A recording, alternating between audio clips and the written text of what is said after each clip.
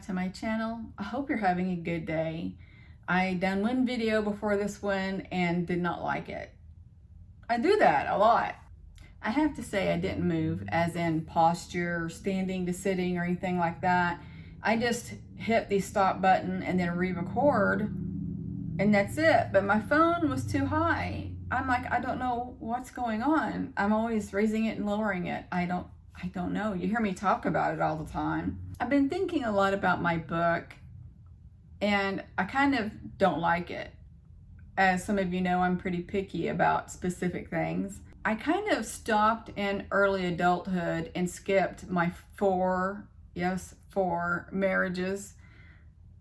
Me seeking for love and respect, I should say. I should include that also. I don't like it that I skipped all of that. And then I started shortly after that, my visits. I'm just writing out, for instance, I seen a ET that was no taller than 1 foot. I seen beach ball size plasma filled orbs, but when I get to specific ETs that were doing something to me, I will add that in there also. But I feel like this is going to be a really short book. I'm very uncomfortable with that. I feel that it should be thicker. And all this time, I did not know you can do books on Amazon. I had no clue. And it's free. So when I write and publish this one, I might write a second one. And I might talk a lot about karma.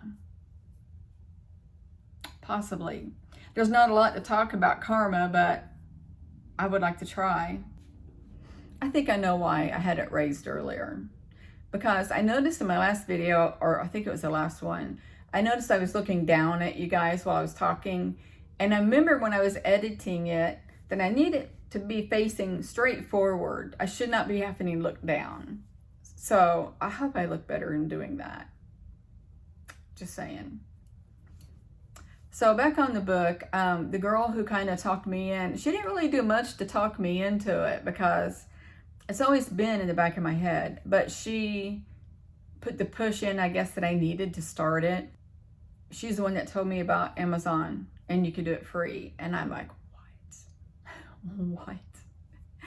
But anyway, so I'm excited about that. I will let you guys know when I publish the book. I don't know if all of you or even one of you would be interested in purchasing my book and or wanting to know, but I'll let you know anyway. I also read last night, I was Googling a lot of questions about it, and I'm sitting there thinking, when do you get paid and how do you get paid? And it's a direct deposit kind of thing. And I think they hold your earnings for a month or 2 months because it said both. And then you start getting paid. I have no patience. I was born with no patience whatsoever. So when it said that, I'm just like, really? Really? I haven't had a visit. Well, I didn't have a visit or anything last night. I was really tired because the night before, or the day before, I should say, I only had 4 hours sleep. So I slept through the whole night, thank goodness. I want to say that I woke up off and on all night last night. I don't know that for sure, but I want to say that I feel it.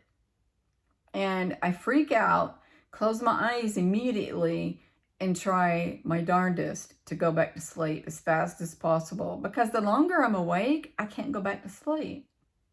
I realized that you don't get to keep even 50% of your earnings on the book. It's less than that. And I'm just like, what? We're the ones that put the work in on it, and all they do is just sell it. So how is that? They take printing off of it too. But this one I'm interested in is Kindle. There's no printing in that. So I don't know. I guess once I start going through it, I'll realize, oh, that's why they take all of that. I'm pretty excited about it though. I'm more excited to know how many people are interested in my story. It's not a very interesting story in my eyes. My whole life has not been interesting except only for the ETs coming in it. That's it. That's all I find that's interesting, because I feel that the rest of my life has been pure hell. Once again, I'm aware that I didn't have it as hard as others, but I'm talking about my life, not theirs or a combination of both.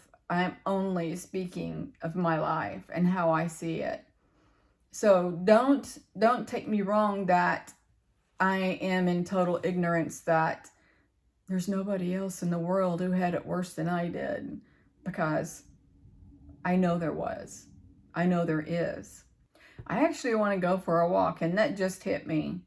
But I'm still scared of me getting far and starting to hurt, and I can't come back immediately anyway. Because where I'm at, there's a street that it gradually declines and gradually inclines. Did I say that right? Oh my gosh. I don't want to hurt, especially now that I'm not hurting.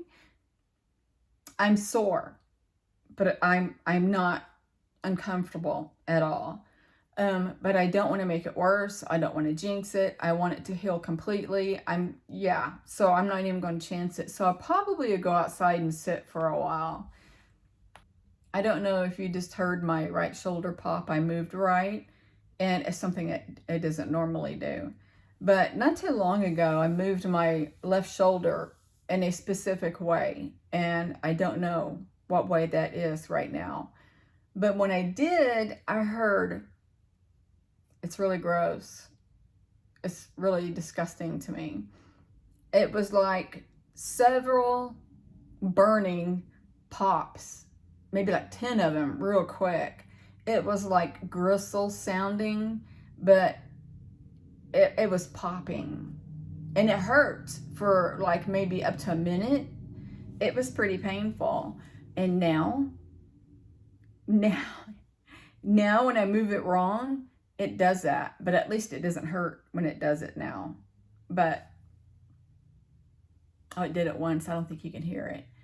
But yeah, when I move it a specific way, it grinds like that, and it's really disgusting in my eyes, because I don't know. It's just the way I feel. I want to bring somebody up that really just puzzles me quite a bit, and that's my sister. And I'm sure she'll watch this video, and she should know that nobody knows her name, nobody knows where she lives, or I don't think they do. And nobody knows anything about her except for the past, how she treated me. So she contacted me recently to sell the land that she bought from me. And I didn't even look or anything. She sent me real estate people, and I didn't do anything. It's her land. And now I also, because she never put it in her name, I owe taxes on it now. And the membership fees are climbing because she hasn't paid. I cannot afford to pay, and I will not. It's in her name. Well, it's not in her name. She bought it. Then all of a sudden she said she was going to try to sell it, and she would still try to give me some money from it. Well, yesterday I contacted her and I said, have you been able to reach out to anybody? She didn't reply. And I said, well, I thought about getting myself a scooter with the money you're going to give me. And I don't remember if I added more in that topic in the text, but that's all I said to her. And I started thinking, and I'm like, oh, because she's so uppity up kind of person, she probably was looking down at me like she always does, and thought that the basic scooters, that the kids ride on. And as you've seen yesterday in the video I put, it's not like a basic scooter. It's almost like a motorcycle. And it's also made for me that I don't have to throw a leg over to straddle it. You just sit in it like a chair with your feet in front of you, which is the best for my hips. So anyway, I thought I need to send her a picture, because she's probably thinking that It's going to be a basic kid scooter, and she's going to look down on me like she always has. I know I already said that. So I sent her a picture of it and my helmet. I think I sent her the GoFundMe link. I cannot remember. I might have. I'm not sure. But nobody's donated yet. And I didn't really expect anybody to. But I had my fingers crossed. And she still didn't reply. And that's how my sister is. If it's not pertaining to her, or if it doesn't give her money, she's not interested in anything. Whenever I was talking about my ETs and I showed her orbs, because back then the orbs were heavy in every video. And there's this one video that I took, there's this one video that I created of multiple videos. Every time there was an orb, I clipped it out and put it in another video. So it was many clips from MIDI videos of the orbs. And silly me was trying to convince her that they did exist, and she said they were reflections. They're not. I told her my blinds were shut, it was dark outside, and my curtains were closed. They were blackout curtains. There was nothing in there that was reflecting. But of course, she didn't believe me. And that's okay. That's perfectly fine. She's able to disbelieve in anything that she chooses to. I don't know how I got off on that topic, or that rant, I should say, but I hadn't heard back from her. I have a feeling that when my dad passes, she won't let me know, or she might. It might surprise me. I know I've kind of touched on that subject a little bit in the past, but it's ironic to me that for years she didn't give me any information about his phone number or whereabouts, anything. She more or less hid him. She kept him away from me. And so did my stepmom. And back then my dad had money. And now that he's got Lewy body dementia and he's in a assisted living, she sells his house. And of course, I get nothing from it. I don't expect it. I don't want it. But that's how it goes. But she claimed that all of that money goes on his assisted living payments. And he's in a nice one, which is good. He deserves it. Well, everybody deserves it. Well, maybe not. But you know where I'm going. So now that he's got Lewy body dementia, she is willingly to give me his address at where he's at now and his phone number. And I'm sitting there thinking, now that he doesn't have much time left in remembering who I am, you're going to give me that information. How nice. And that bothers me tremendously. That bothers me. And then at one time, she offered for me to take care of him for $1,000 a month. And I'm sitting there thinking, I make $3,000 a month. Why would I go backwards? That wouldn't pay for me a house there, or it'd probably feed me for the month, but that's it.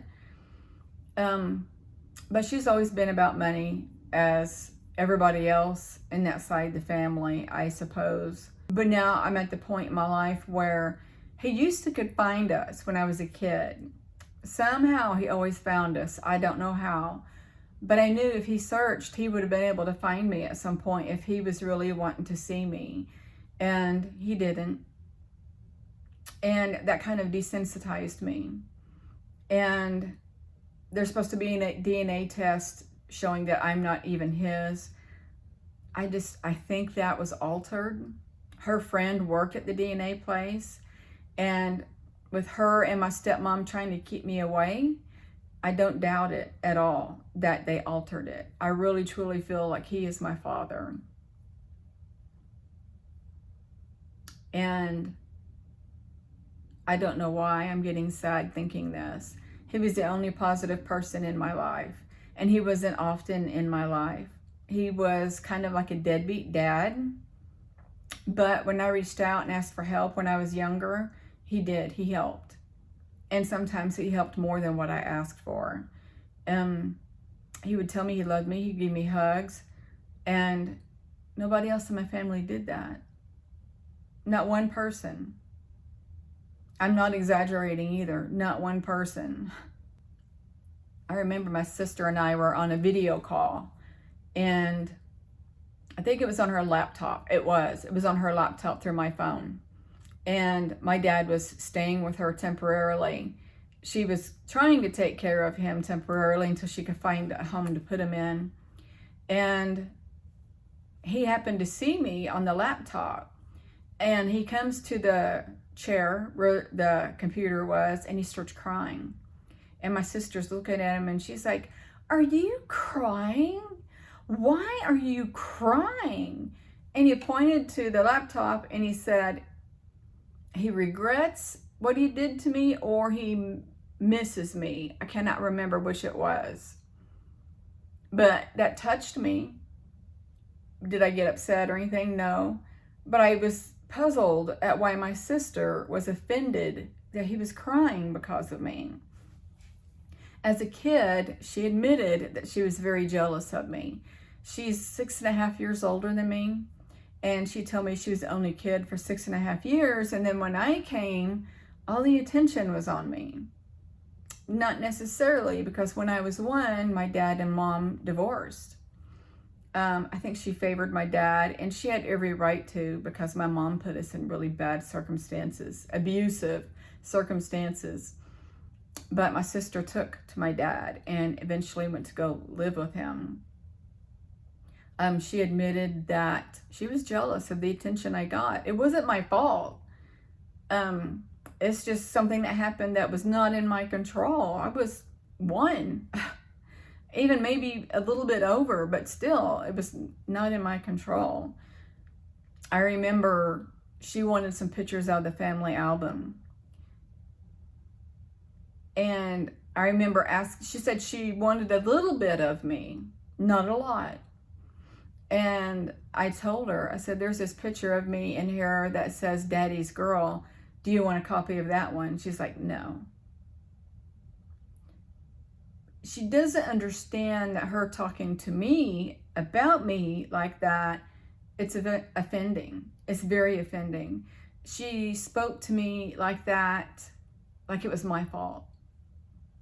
And when she said she didn't want a lot of pictures of me, that hurt also. Kind of. I think back then it hurt more than it actually does to this day. It shows that it shows her true character. I used to miss her. I don't know why. I really don't know why I missed her. I think I just wanted family. I just wanted somebody to care for me, anybody. And I think that maybe I still wanted a relationship with her. I always wanted a close relationship with me and my sister. I really don't know why, but I always wanted a close relationship. Never had it, and now I don't care. I really just don't care. I'm okay being on my own, and I'm better for it. Used to, I had a fear of being alone, and even with boyfriends or not being married. Marriage was very important to me. I don't know why. I guess that's why I was married 4 times. But I think I didn't want to be like my mom. And I wasn't an abuser, that's for sure. But I kind of followed in her footsteps, as in she was never alone. She is now. But she could leave one man and less than a week later, she was fully committed to another one. Full blown in a relationship, practically moving in with him immediately. That's not what I did, but I felt like I needed a man all the time. And it puzzles me now because I'm like, why did I even feel that way? I don't have a clue. But now I'm better without one. At this point in my life, I am. And maybe that was harsh for me to say because there are good guys out there. I don't think I'll find one. They're so far and few between. I don't think I would be the lucky one to find one of them. And I'm not saying that or thinking that every day. I do know if it happens, it happens. But I'm extremely picky at this point in my life. and for good reasons. They have to believe in what I witness. Okay, ladies and gentlemen, that's enough of my bad story. So I'm going to end this here. I hope you're well. I love you. I'm going to send all of you love, light, and peace. Bye.